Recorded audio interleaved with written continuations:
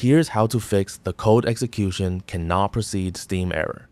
First, head over to an internet browser, and from here, we're going to type in steam-api64.dll, followed by a space and download, and then hit enter. Then, right at the top, click on this first website. So what you need to do is just scroll all the way down to the bottom, and then we're going to click on this download button here. Once the file is downloaded, you need to open up the zip file, and then from here, you need to extract this DLL file over to your desktop.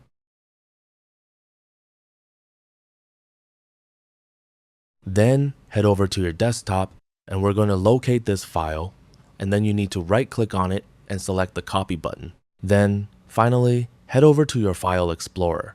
Then, go to C Drive, then navigate to Windows.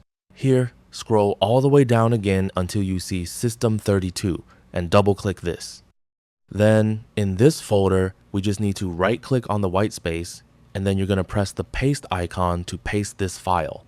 And if you get the security message pop up, press Continue. Then, once you've pasted the file inside of this folder, go back and this time find SYS-WOW64 and double-click this. Once again, we're just going to right-click on the white space and press the paste icon, and once again, press Continue. And then, once you have the file in both of these two folders, you can close out of this window, and that should have now fixed any error messages. And that's it.